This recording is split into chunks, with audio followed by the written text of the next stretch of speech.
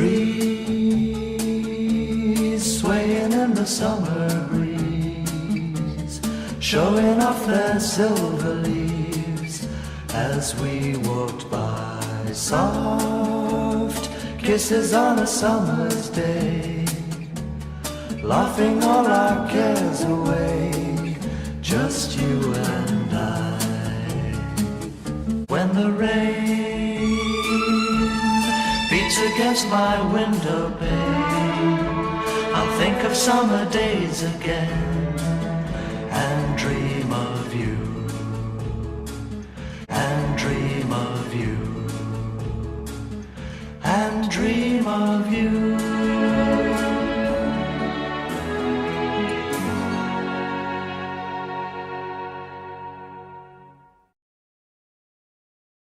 Welcome to the second program in the Mosaic series on Pacific Palisades, presented jointly by the Santa Monica Conservancy and the Santa Monica History Museum. A panel of 3 experts will discuss the importance of trees in the history and recovery of Pacific Palisades, including Will Rogers State Historic Park. The program will describe the town's birth a century ago amid unspoiled chaparral mesas and clusters of riparian groves. We learn of the Methodist founders' emphasis on the importance of trees, a value further cultivated by such visionaries as Abbot, Kinney, and Will Rogers. This horticultural heritage has defined the Palisades for decades and now serves as inspiration for the community's reforestation and renewal. After tens of thousands of trees on public and private property were impacted by the January fires. When we think of a neighborhood, an ideal neighborhood, we see tree-lined streets. Trees soften and cool the landscape. They provide shade for pedestrians and nesting for songbirds. Trees will contribute to the future of a livable neighborhood. The program's participants include Randy Young, Curator of the Palisades Historical Society; Suzanne Goode, retired State Parks Natural Resources Manager; and David Card, landscape designer. We conclude the program with remarks from Conservancy Executive Director Caitlin Driscoll. We begin with Randy Young, a historian and activist who has written many books on local history. He will offer a panoramic view of the evolution of the landscape in Pacific Palisades from pre-development to the growth of the town. Welcome, Randy. I have lived in the Palisades since 1953. Our family moved here because this community had amazing trees, a tapestry of the great, huge trees. And I feel very strongly that this community has revolved around trees from its very beginning. And that this presentation I'm making is kind of an ode to the trees, and ones that we have fallen very much for, but also what is the future of trees in our community. And so I would like to go to my slides, if possible.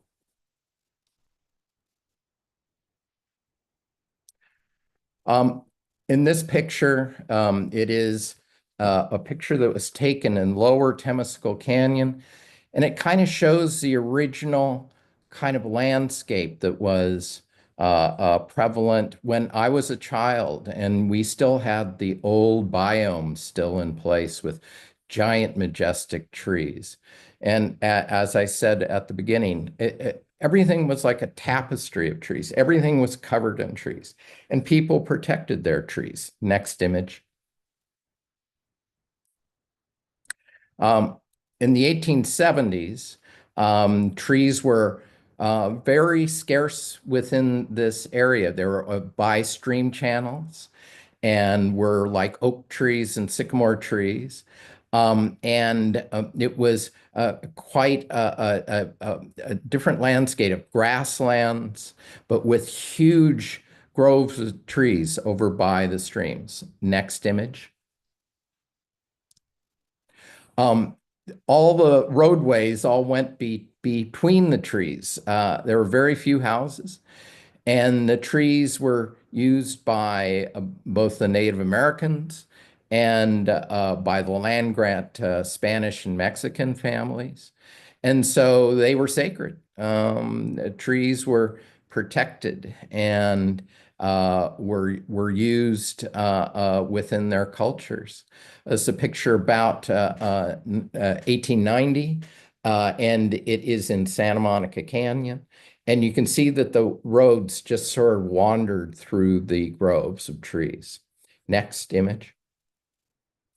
The cowboys depended upon using the trees for, tying up their horses, and they kept their cattle in the shade of the trees.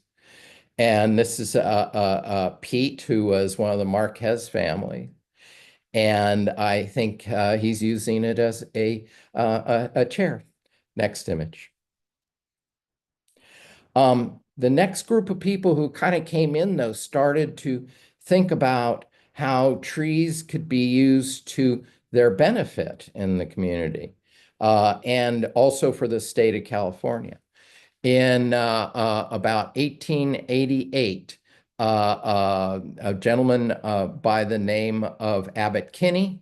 Also, we had, excuse me while I get her name, Arcadia de Baker Bandini, and who put together land to put together a forestry station where eucalyptus trees and trees from all around the world could be brought to California.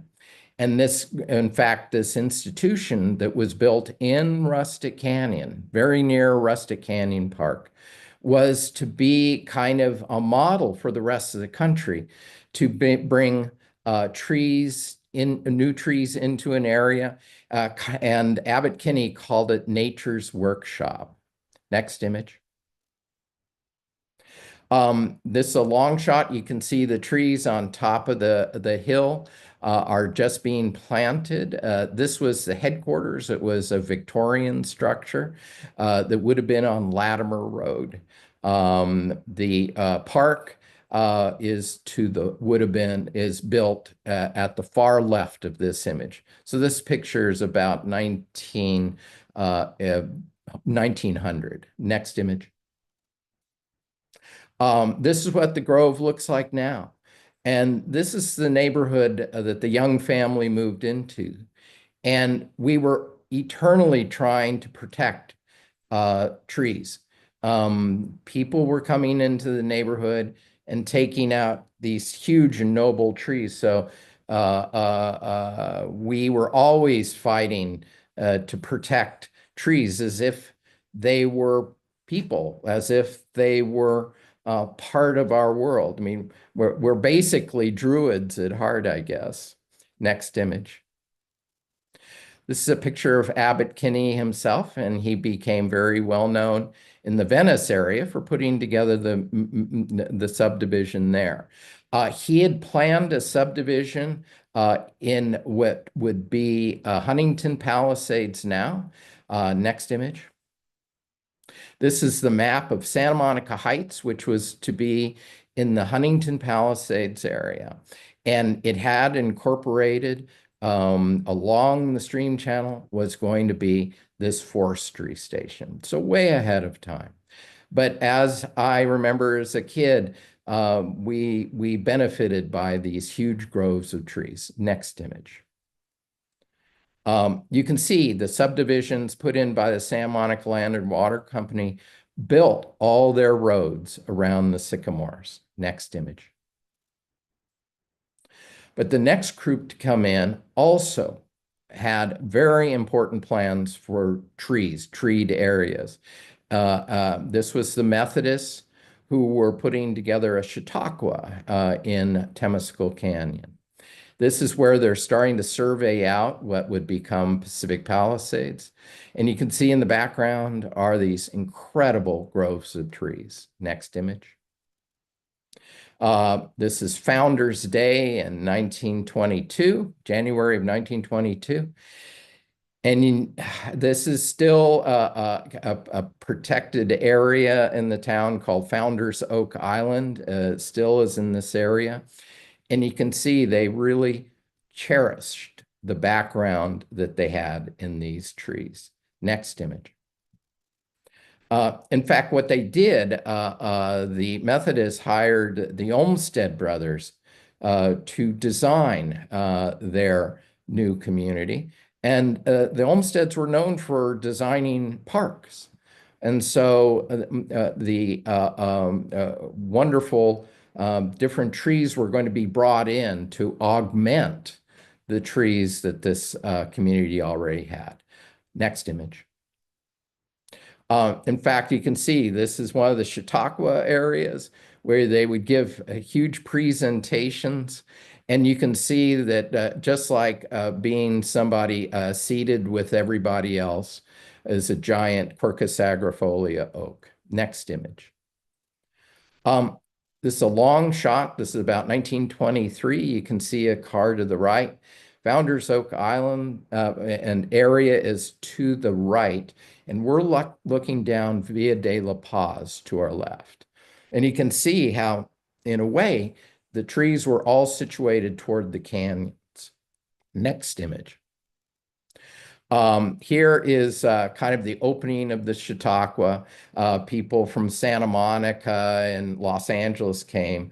And this gentleman holding the baby with a bald head is the governor of California, William Stevens. Gentleman next to him is Mr. Dr. Reverend Scott, who founded the community. Next image. What's interesting is they had to start expanding the roads. The population was starting to get bigger. This is on Chautauqua. And you can see the trees that were planted by Abbot Kinney to the background. But if you notice, they're meticulously leaving all the trees at this phase. This would have been about 1926. And so you can see the community was very aware of the importance of these treasures, these sentinels. Next image. So they started to put on programs, and this was very, very popular in Los Angeles. Unfortunately, this was, even though it was extremely popular, the Depression was starting to come in and impacted how the association, the Methodist Association, could own land and keep and maintain it. Next image. They were starting to also grade out and fill all the canyons. They started small rivulets and areas, but more and more, the development of the Palisades depended upon filling canyons in so that they had buildable space. Next image. And you can see all the grading campus to the right. They have pushed through to the far right is Sunset Boulevard. At that time, it was Beverly Boulevard. And so this picture is about 1927, 28. Next image. Okay, this is where they're starting to do downtown Pacific Palisades. What's interesting, they're building one of the first structures on Swarthmore. What's interesting about this is you see behind to the left, they're starting to plant the trees. The first trees planted in the Palisades were the palm trees along Swarthmore. Next image. And so the Chautauqua, went until about 1936, 37. And then all this area started to be re-subdivided. But before then, the canyon stayed almost exactly until the late 1940s. Next image. And so here we're coming to kind of what I think is my kind of the last of the wonderful first era where trees were so extreme and extremely important. And this picture is very symbolic in that right here, and there's a swing, and there are some Girl Scouts there. And here they are amongst the trees, but they are going to be doomed. Next image.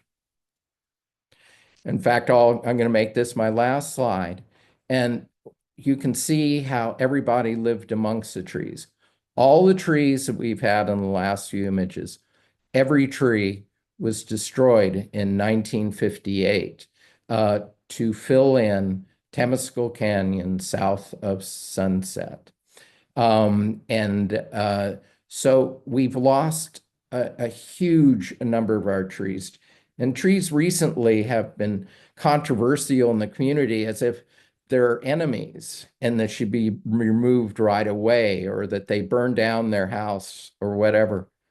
I find that kind of ironic because trees are extremely beneficial to a community and should always be protected. And we're going to have to be really vigilant in our protection of trees. Thank you very much. Now, I would like to introduce Suzanne Goode. And Suzanne will look at the native and historic landscape of Will Rogers State Historic Park, an example of the overall Palisades ecosystem.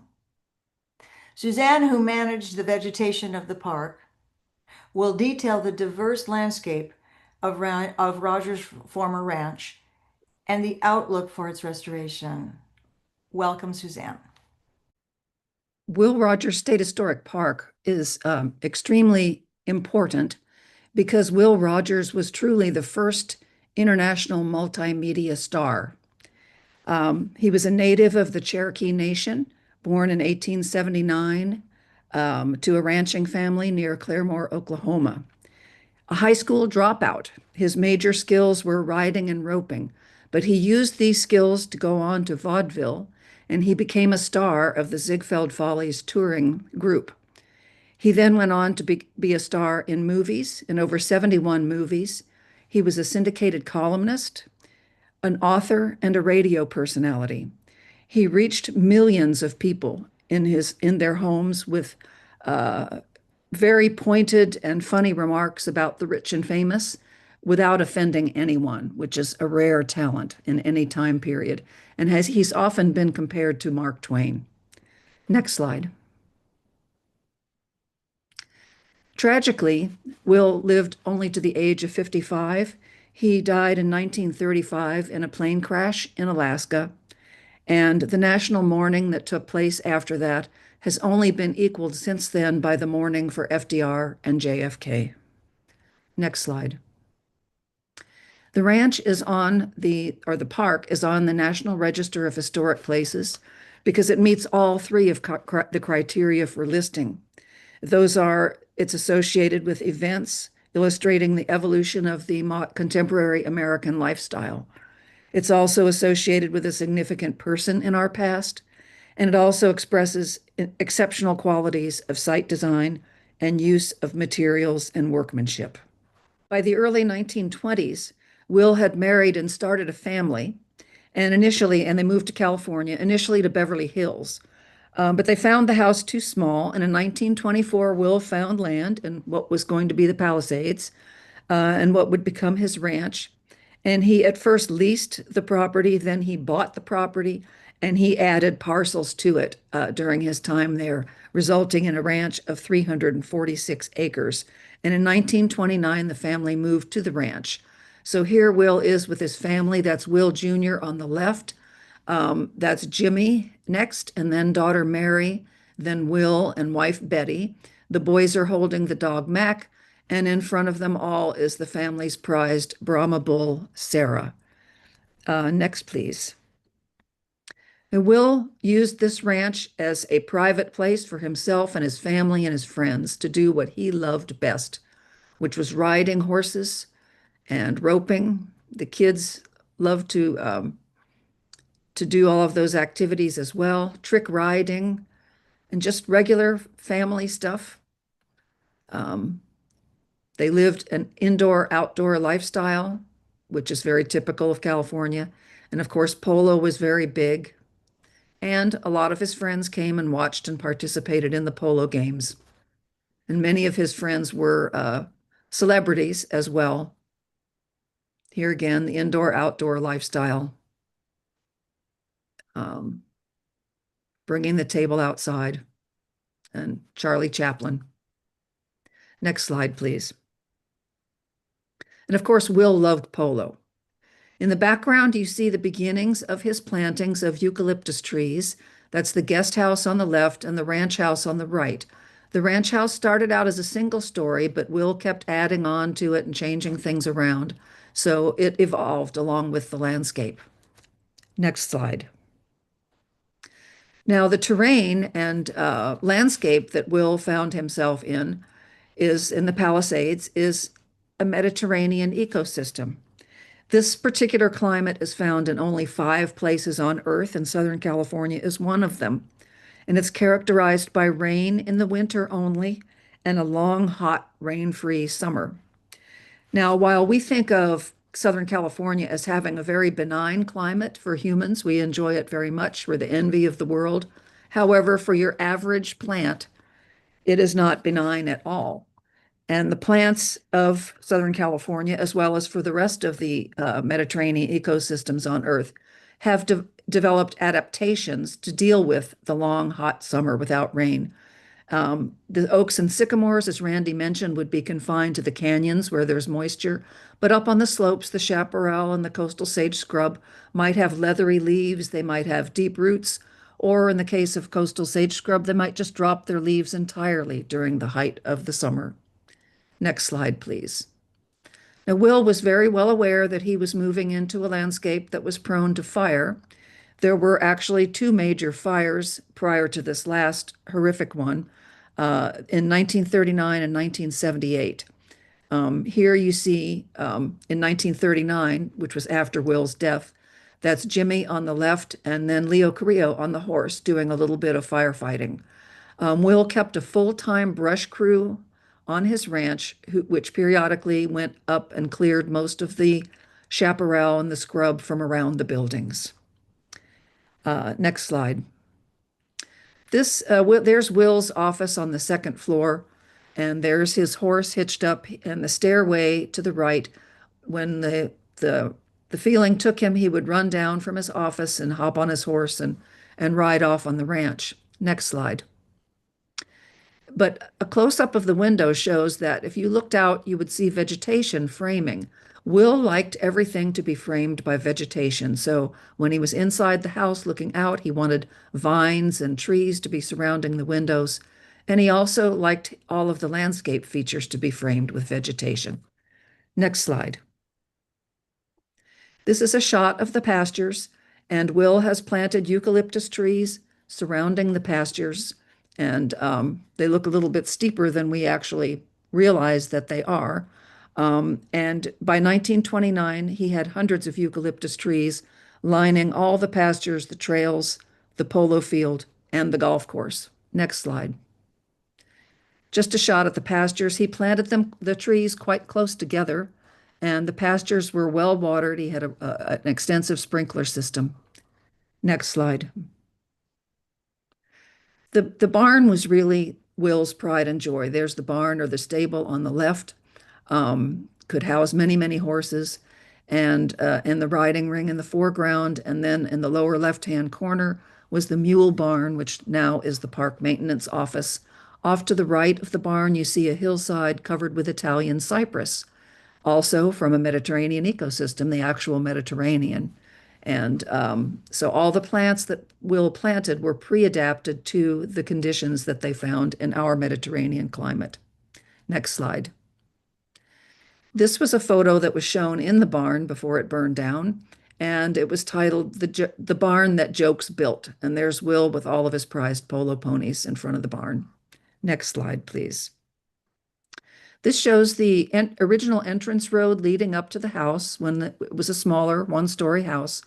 The entrance road originally came off of what was then Beverly, now Sunset, and into Rustic Canyon and wound its way up a serpentine path lined with eucalyptus, of course, and then came up alongside the polo field that you see here on the left. And on the left side of the road was an alley of pepper trees, and on the right side you can see the young eucalyptus trees just coming up. And then that was a kind of a dramatic entrance for visitors to come up to the park, to the house. Next slide. This is the house as we have come to know it, and the large tree in the center is a so-called California pepper tree. It's actually not a California native. It's a native of South America. This particular tree was growing on the old soldiers' home, which is now the Veterans Administration campus. And Will's friend, actor Leo Carrillo, saved this tree from being cut down when Sepulveda Boulevard was going to be widened. And he dug it up and gave it to Will as a present. And you can see that it still has guy wires attached to it, so it must have been very recently planted.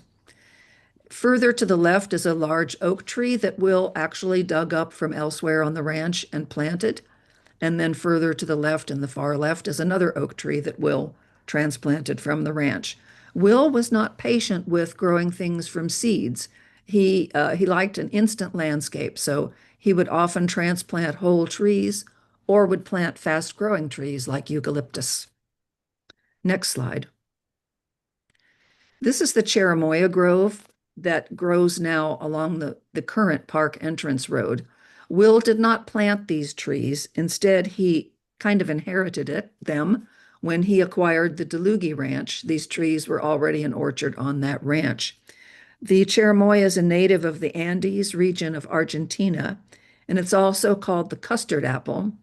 And if you've never tried a cherimoya, you really should try one because it tastes exactly like vanilla custard, quite delicious.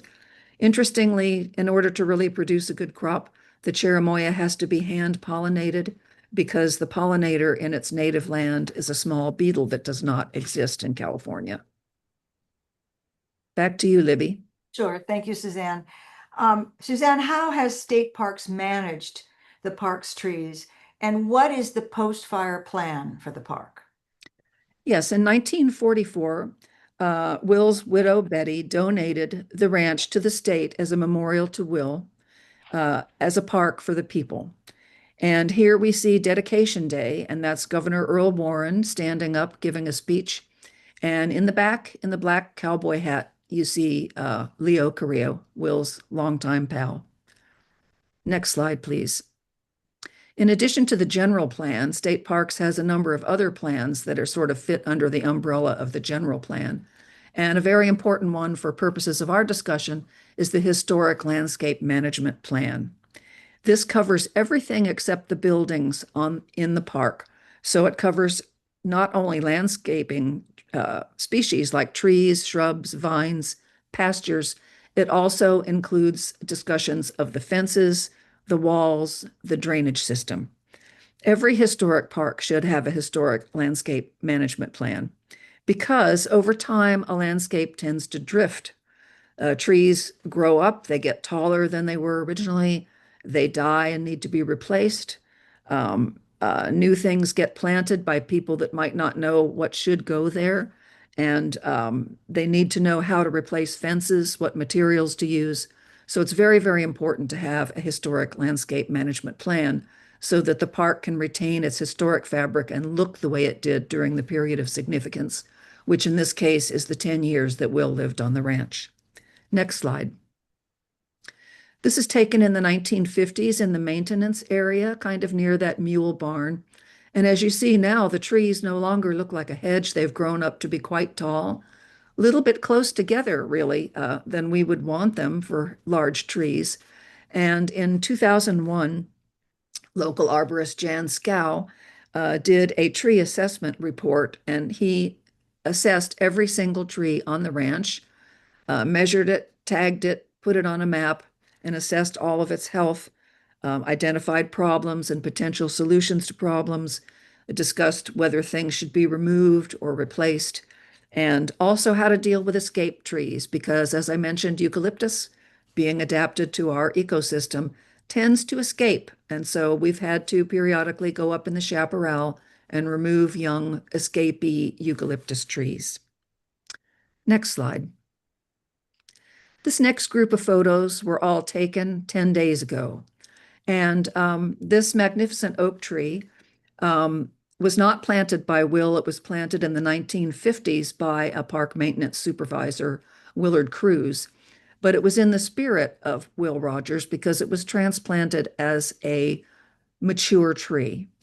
And this tree has been a remarkable tree right in front of the ranch house, and just truly remarkable, just never stopped growing, had to be pruned back, countless times during my tenure at state parks.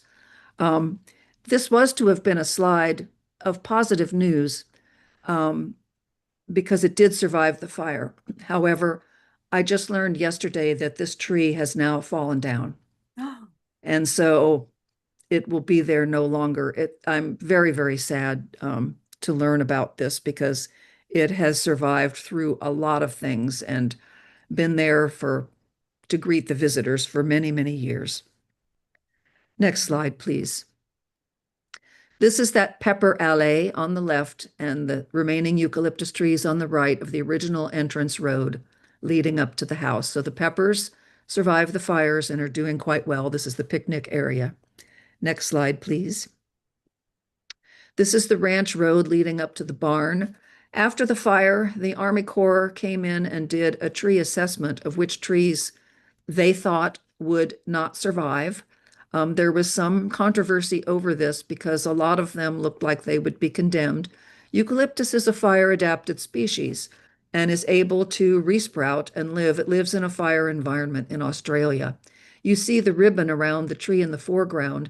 The Ranch Foundation and the Will Rogers family hired their own arborist to come in and look at the condemnation list that the Army Corps provided and disagreed with some, and so some trees were able to be saved. State parks allowed a number of these trees, as a matter of fact, a great number, to be cut down for financial reasons, because if they were deemed to be dead or not long for this earth and then were to fall down, it would be a great financial burden on the state to later remove them. So I'm sorry to say a lot of trees have been removed from the park. Next slide, please. On the other side of the golf course, however, those eucalyptus trees have survived, and you can see one that was singed and is resprouting just a little bit in the center. Next slide, please. This is what the barn riding ring maintenance area looks like now from the inspiration loop. So it's kind of a grim scene. All the trees lining the pastures have been removed except for a very few. The hillside that once had the Italian cypress, those trees died out during Will's lifetime, and they were replaced with eucalyptus trees. Next slide, please. This is the current maintenance area, or the mule barn. Those pepper trees were replaced prior to the fire because the old ones that were there during Will's time were beginning to reach the end of their lifespan. So that area has survived quite well. Next slide. This is what the Inspiration Loop Trail looks like now. It was once lined with eucalyptus trees. They weren't quite as big as the ones surrounding the pastures because they were not watered. These trees were visible from what was then Beverly Boulevard and is now Sunset, and people who were fans of Will would drive along Beverly Boulevard and would point to these towering eucalyptus trees and say, "Look up there, that's where Will Rogers lives." You can see some of the stumps that are there, and they are actually resprouting. So those trees did not die. And it's my hope that the current park management will choose one of the sprouting leaders to be the new leader and will allow those stump sprouts to grow up into new trees so that we can hope to keep the original trees that Will actually planted in the future. Next slide, please. This is the same view of the house that had the big pepper tree with the guy wires. And that pepper tree, I'm sorry to say, has been removed. 2 chimneys remain, which seem to be relatively stable. The 3rd chimney, which served Will's office, toppled off on its own. You can see a few remaining Italian cypress up on the hill. Next slide, please. But alas, this is what happened to the pepper tree. And it had been my hope that that one at least would have stayed because parks could have afforded to remove one tree if it was not going to survive, but it is resprouting. So hopefully this tree will live again. And you can see the hitching post there still in the background. Next slide, please. This is a view of what's left of the house. Unfortunately, people tend to think that chaparral is the only thing that's going to endanger their house, but some species, such as Italian cypress, are also quite fire prone. And even though the house had a sprinkler system that was running at the time of the fire, it is thought that some of these cypress caught fire and may have fallen down below the retaining wall and burned up into the eaves of the house and then burned the house down, unfortunately. Next slide. 9 days ago, Cherimoya Grove still doing fine. These are being watered by park staff, so hopefully they will remain for many years to come. And the final slide. Again, this is still a very important park. It's on the National Register mostly for the ranch house, but now that that is gone, the park cultural staff hope to reapply to the National Register to redesignate this park a cultural landscape. Obviously, a historic house, it doesn't really make sense to rebuild it because it will never be the same. But there is some talk that perhaps the barn could have a false facade or something to show Will's favorite building as it existed. But my hope is that this park will remain on the National Register as a memorial to this amazing and wonderful American. Thank you. Thank you, Suzanne. Sad news, but hopeful news also. Appreciate that. While Randy and Suzanne have given us a historic perspective of the native trees and chaparral, David Card will turn his attention to the urban landscape, the trees that defined the community. As president of the Palisades Forestry Committee, he will talk about what has been lost and offer suggestions for reforesting the commercial and residential areas. Welcome, David. Thank you. David, what did the fire do and not do regarding the trees in the Palisades? Well, this is a shot from our front yard, and you can see the fire coming around the bend at the end of our cul-de-sac. We saw it coming and had about 15 minutes to get the heck out of there. You can see one car, one of our neighbors doing just that. You'll also see that a couple things we did wrong was shouldn't have had that wooden fence and arbor going right up to the house, but the house is standing. So next slide. This is a view from above. You can see our house in around the middle of the right, right in front of the towering native redwood, not native to our chaparral area or Southern California, but native to Northern California and above. Yeah, I planted that as a 15-gallon can about 40 years ago. It loves all the water that we're giving it. We think that it protected not only our house, but the house on the other side by catching embers. It has a little singe, but not much. You'll see that the houses on the other side of the street, 6 of them burned, but most of the ones on the high slope side did not. Next. Here's another view. It shows that same redwood tree in the center and the forest on the hill behind my house. You can also see a native redbud in pink blooming in front of our garage. All the trees on the hillside and on my property had no fire damage at all. They might have been a little singed here and there, but I think they catch some of the embers, just like the native oaks and the sycamores and others catch the embers and don't allow them to go further and burn more houses. Next slide. This is the before picture of one of the street trees that Palisades Forestry Committee planted on Hartzell Street in the Alphabets. This is Cindy Kervin and I doing our pose in front of an arbutus marina. Next slide. This is an arbutus, not the same one, but on the same street that did survive the fire, at least apparently so. And the houses did not, unfortunately. Next slide. And this is a house in Upper Marquez where all the shrubbery is right up to the house. And it looks like the trees on the left may have been burned, but a little bit because of the juniper underneath them that is very fire prone. But the water heavy shrubs and trees protected this house apparently. Next slide. Here's a grove of citrus trees in the Alphabet Streets that did not burn. In fact, the house burned down and singed the backside of the center tree, but the trees themselves did just fine, while most of the houses on that block burned down. Next slide.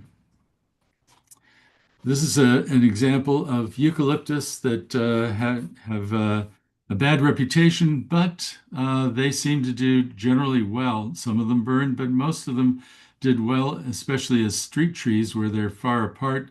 And you can see this Alphabet Street has a little bit of damage on the one on the left, but most of the trees on the street survived. Many of the houses did not. And this is a good spot to say that just because a tree is black and looks dead doesn't mean it is dead.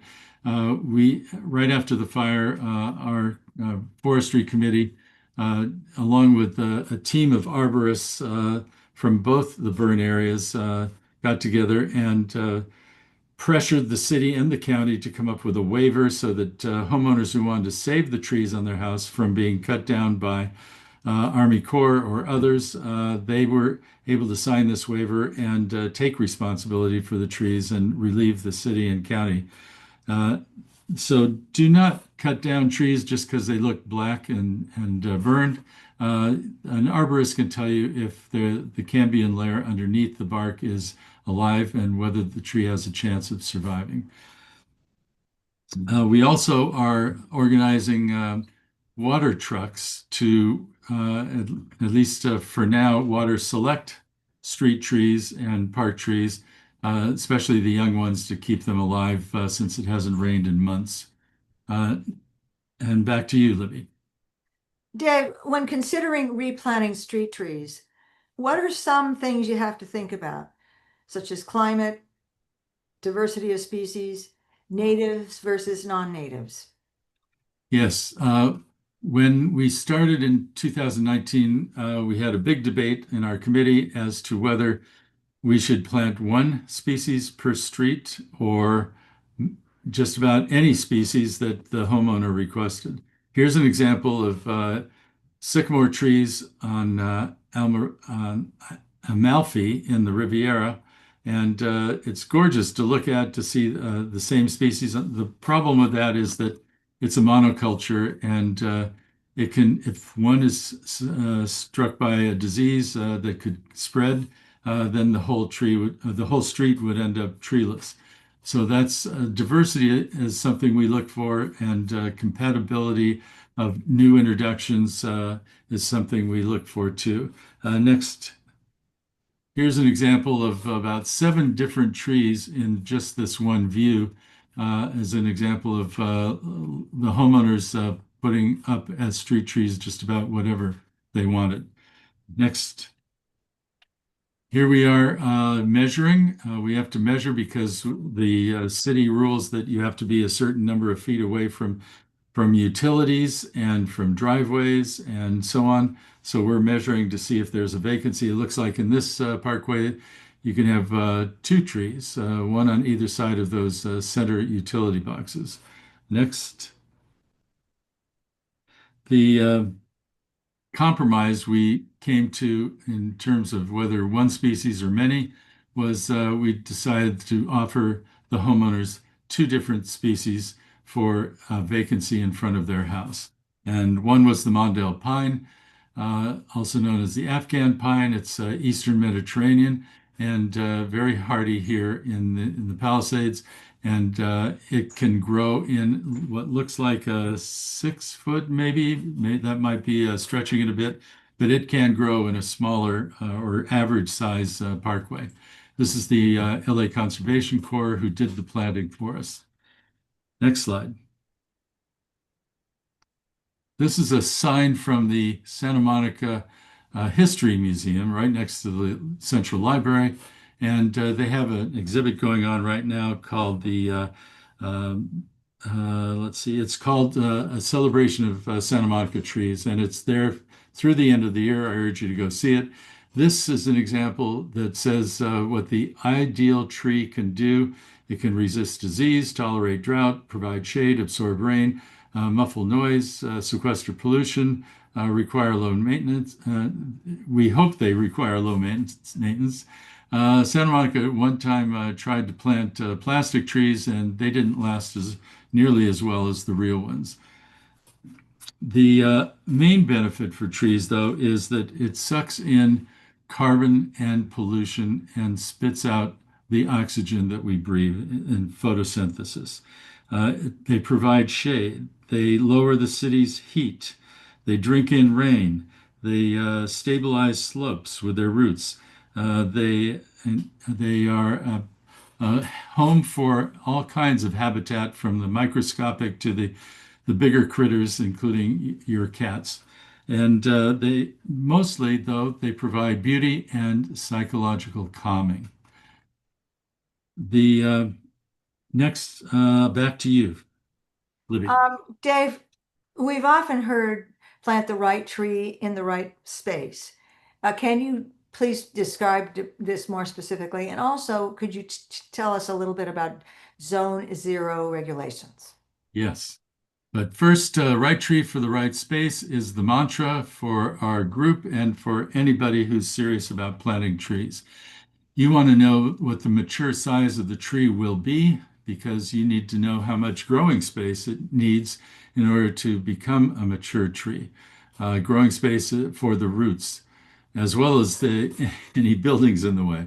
You want to know what the water needs are. These days, we tend to favor low or very low, or sometimes moderate water needs trees. The moisture content of the tree is very important for fire resistance and resilience. The higher the moisture content, the better. Sunset Western Garden Book, published many years ago and since ceased publishing about a dozen years ago, has a list of zones, climate zones. Palisades is in climate zone 21 through 24, 24 being right next to the coast, and 21 being up some of the mountain hillsides and canyons, like the development up, what do you call it? The what? Highlands. The Highlands, yes. Proximity to hardscape and structures is very important to place it in the right place. Root structure is important. Are the roots known to be invasive and rip up sidewalks? And of course, any tree that flowers gets bonus points, as does fall color. And you can read all about individual species of trees, hundreds of them, on selecttree.calpoly.edu.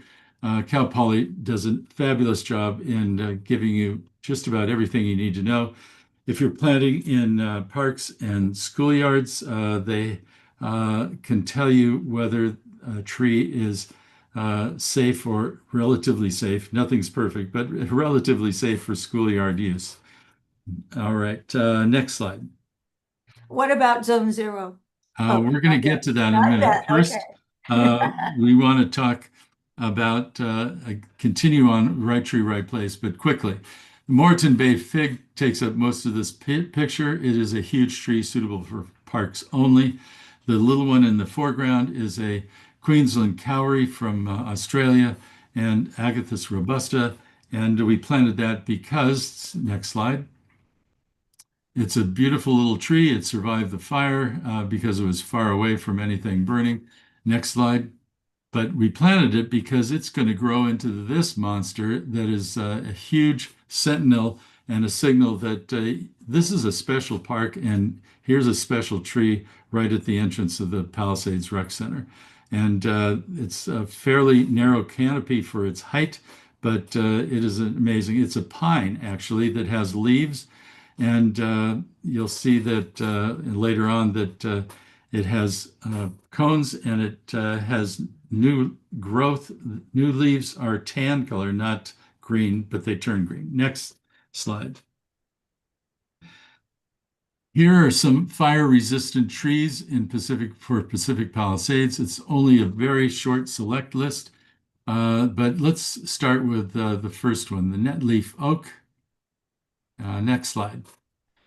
This gets to be a large oak tree. That's a good example of it in the wild. You'll have to wait a few decades to get to that size. Next. But the fun thing about it is that the new growth is red.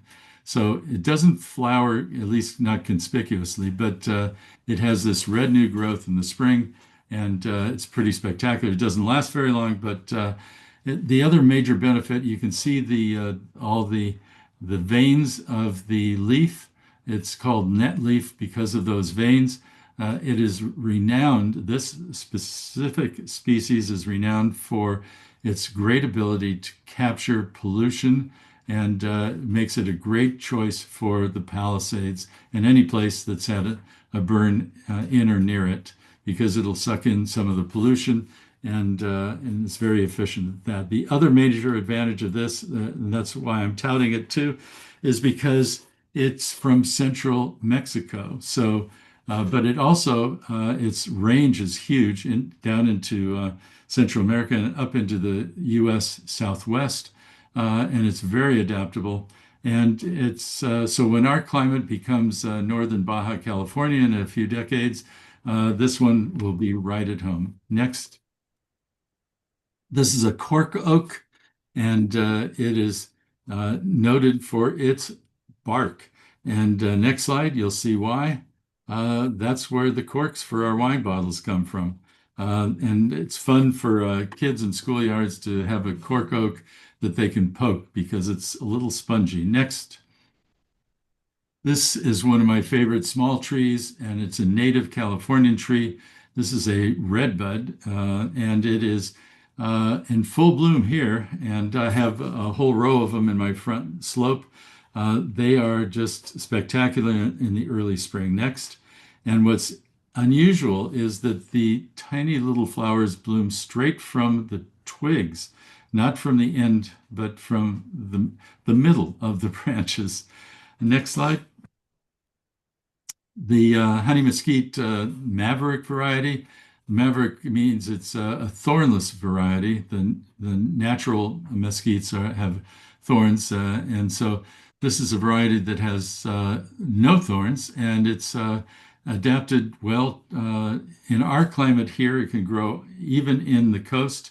I planted a couple of them in Venice, near Lincoln, and they're doing fine. Next slide.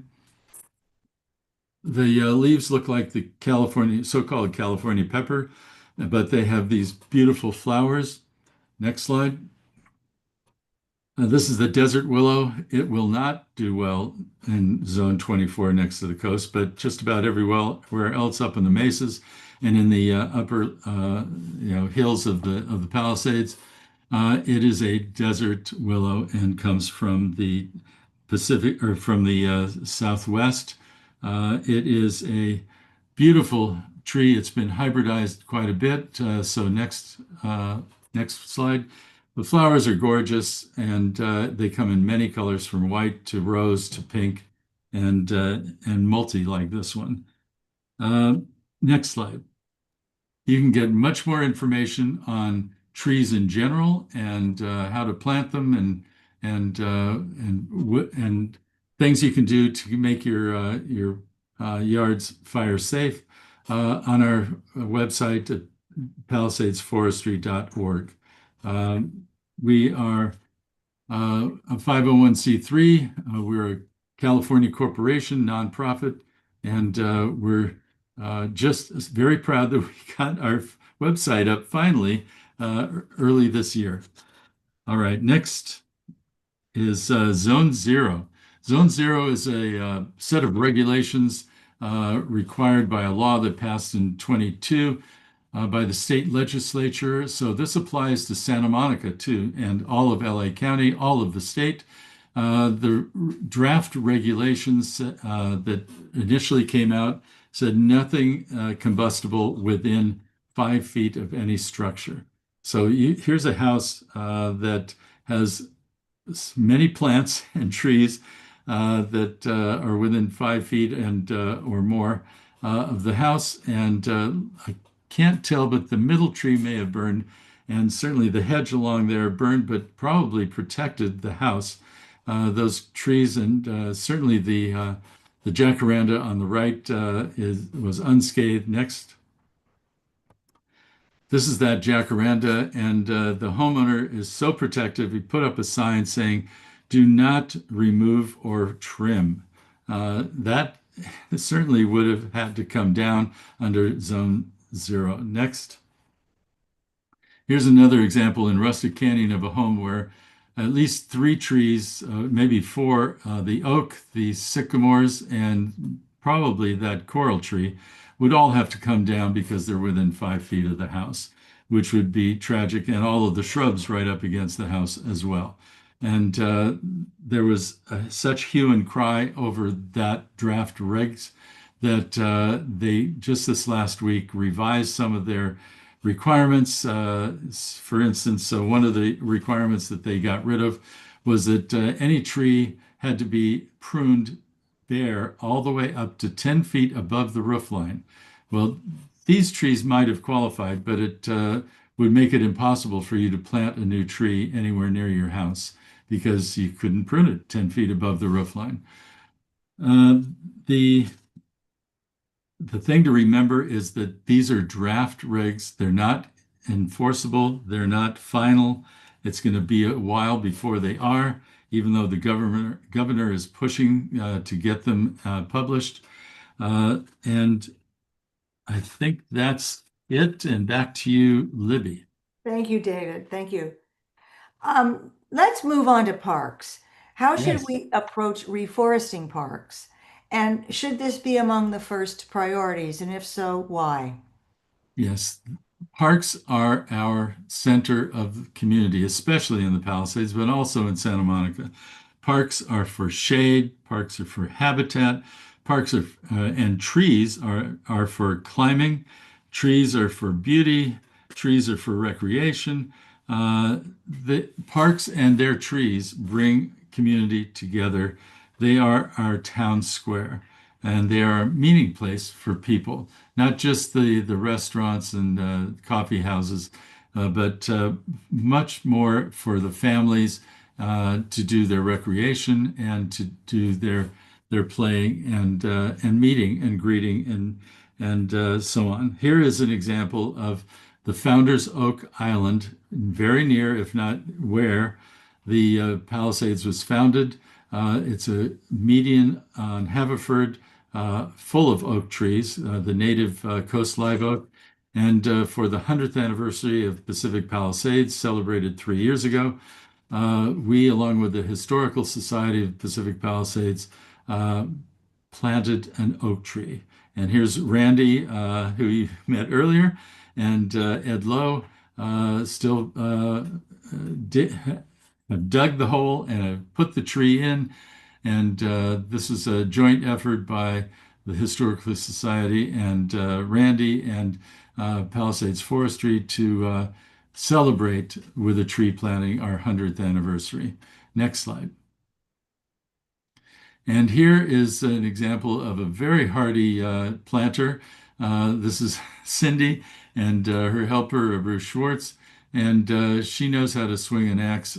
We try to do this as professionals and very, very carefully, and we always have spotters so that nobody gets stabbed in back.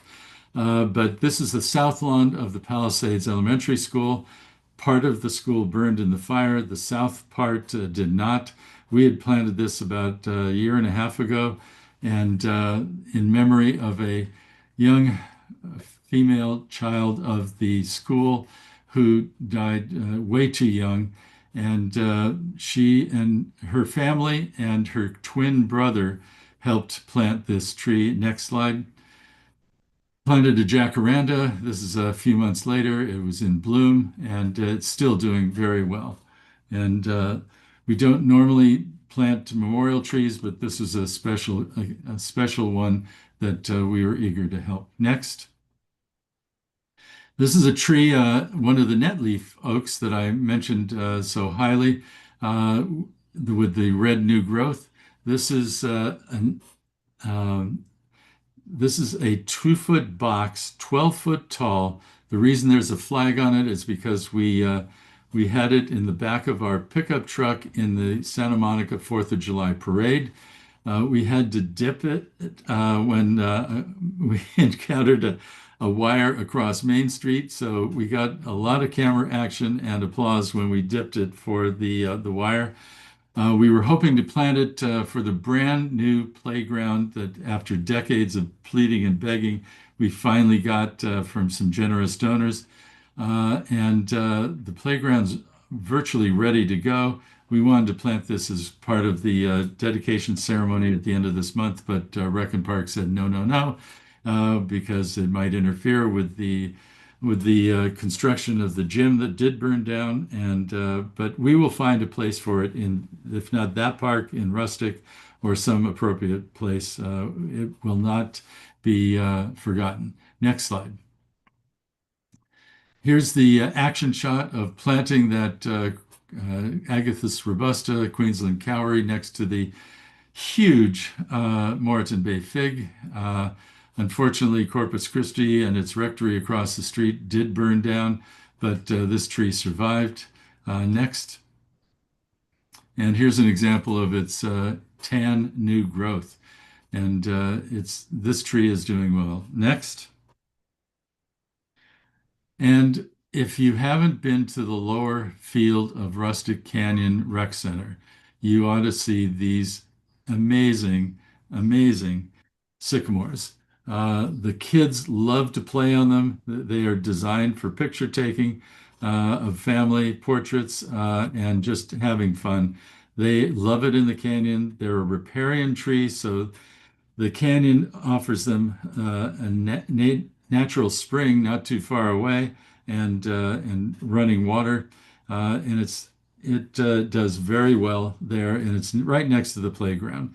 This is why we love our parks, why we love our trees in their parks. And in the background, you can see a huge oak tree.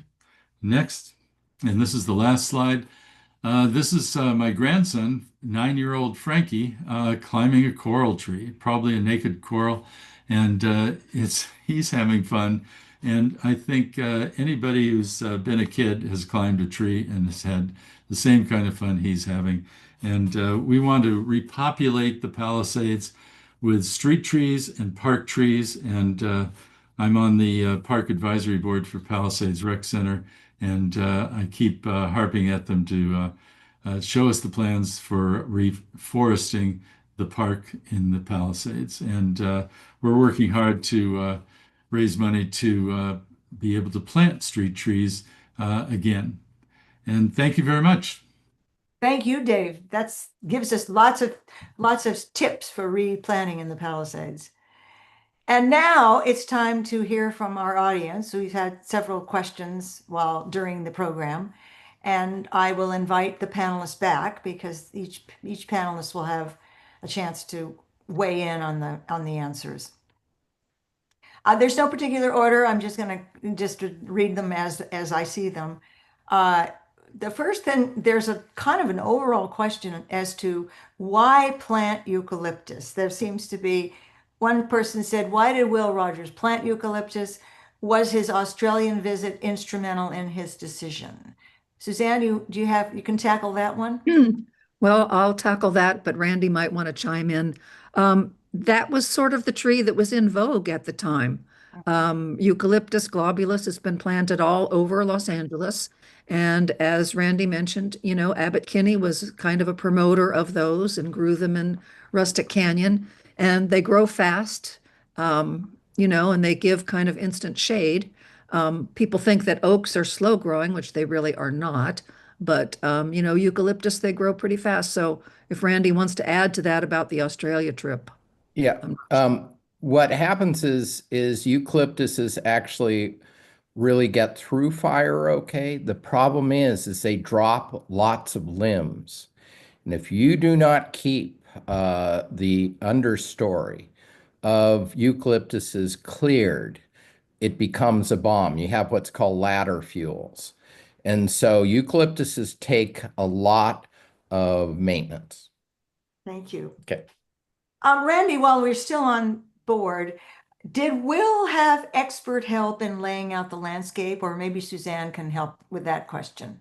I'll go to Or was Randy. he his own artistic director? Oh no, he was his own artistic director. He had no input from anybody. And it was so apparent. Betty Rogers wrote about it in her book, and his predilection for bringing in fully grown trees was because of his movie world. He said, if a director wants a tree, he doesn't plant a little tree and wait for it to grow. And just like a director, he would put in huge trees. Thank you. Well, let's stick with Will Rogers for a minute.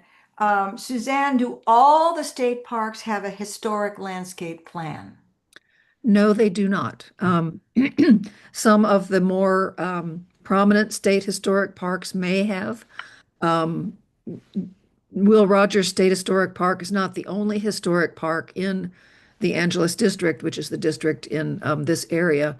There's Pio Pico State Historic Park and also Santa Susana Pass State Historic Park.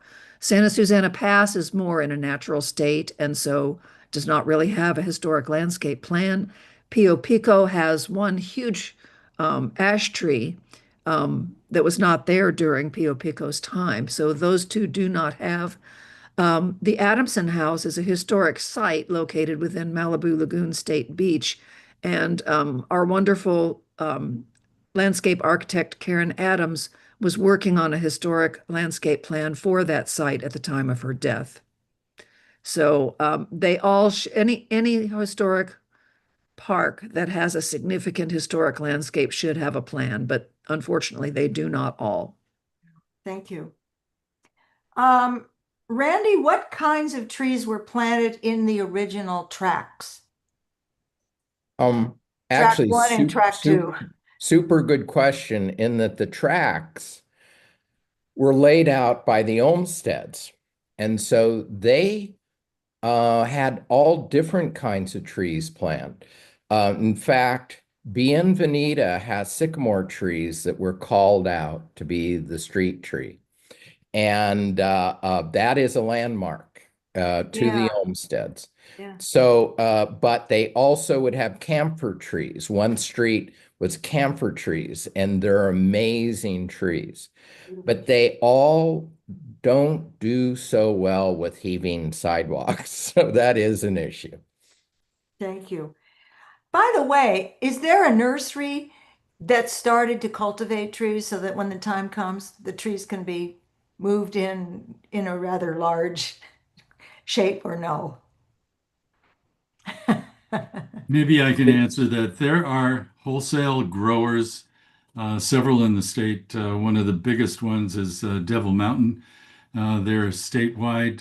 They have thousands of acres up in Moore Park area, as well as elsewhere in the shadow of Devil Mountain in the East Bay, San Francisco area. That's one. And there, unfortunately, some of our local wholesale growers and retailers are going out of business mainly because the families that own them are retiring and selling the land. So that's unfortunate. But there are still places where you can buy retail.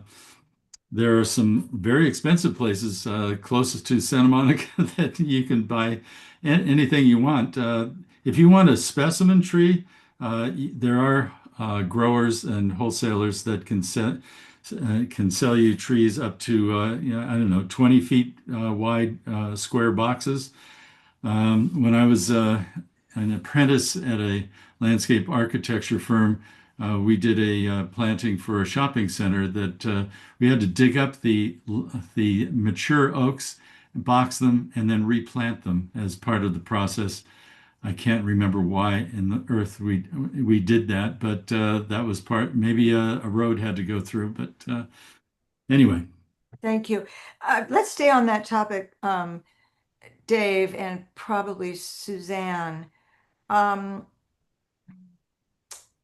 when the tree looks like it's pretty dead, and it isn't, shouldn't the cindered part be pruned? What, if anything, should be done to help them regrow? Let me start the answer, and Susan can continue if she wants.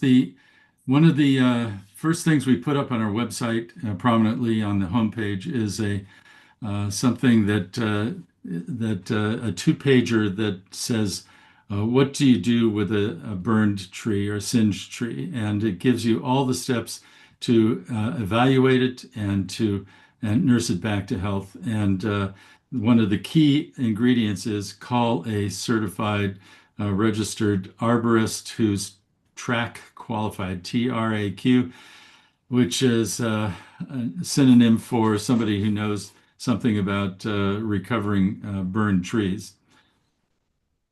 Suzanne, do you have an additional comment? No, I don't have any additional comment, but I would go back to what Dave said.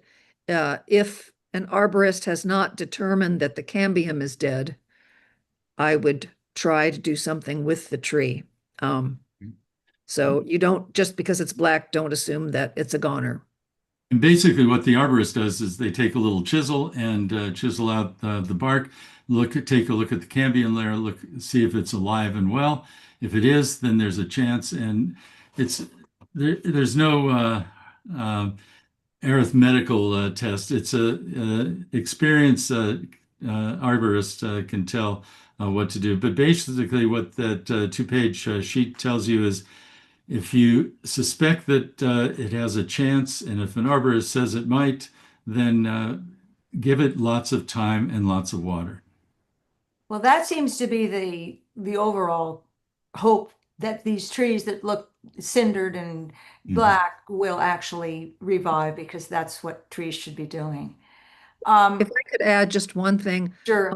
The unfortunate large oak that just collapsed at Will Rogers, that had a lot of heavy growth, as you saw in my slide.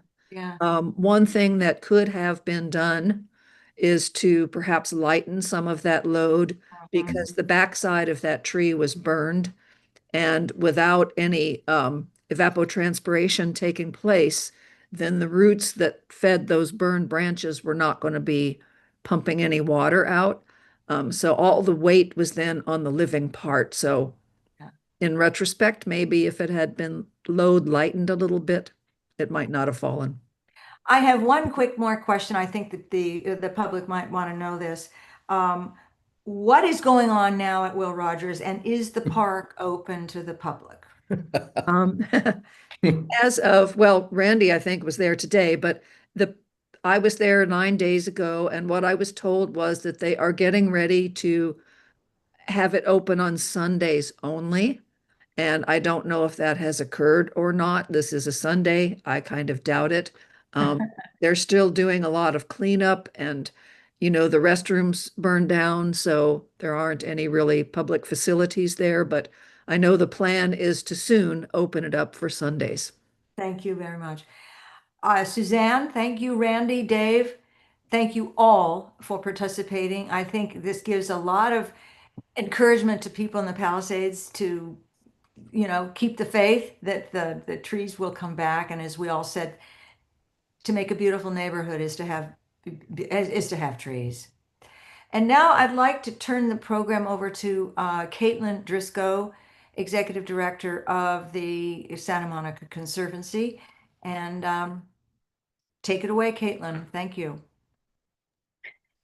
Hello, everyone, and thank you so much for such a lovely presentation tonight. Thank you, Libby, and thank you, everyone, for joining us. This is the second Santa Monica Mosaic of the year, and our series is sharing Pacific Palisades history and told through the eyes and hearts of these amazing Palisades community leaders and residents. It has been our most watched installment of this program, and we are honored to hold space for our neighboring coastal community. And thank you to our panelists today for sharing their knowledge of Palisades horticultural history and their experience and current work on the region's recovery. We will follow up with relevant links to the Palisades Forestry Committee and other things you've heard about today in our eBlast communications after the show.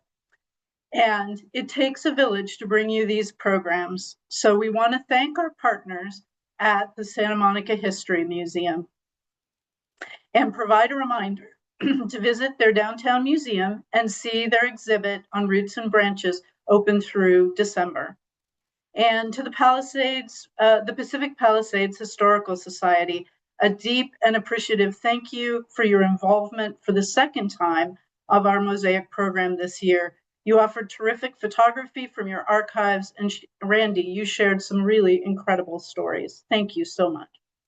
And I'm so happy to present the Santa Monica Conservancy as your local nonprofit dedicated to heritage conservation, preserving cultural narratives, and protecting these historic places.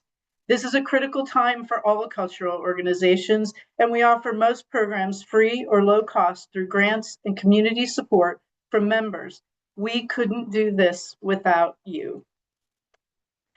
So beyond this mosaic, we offer 5 signature tours, including the Shotgun House, the Edinburgh Beach House, Ocean Park's Main Street, downtown walking tours, seasonal garden tours, and sustainable workshops. There is so much going on in your conservancy. So if you want to get more involved, join as a volunteer. We're always in need of stewards of our historic and cultural landscape. So in closing, I want to thank again the people who have brought you the show, our producer, Steve Loper, and our screen host producer, Libby Motika. Thank you both for creating these compelling shows, and we couldn't do this without Adina Bernheimer, our show producer, and Melina Castarillo, our communications associate, who puts the word out on the street for these programs. And I want to thank everyone who's joined us today at the watch party. We're at the Shotgun House tonight, and we're just had a chance to enjoy this show together.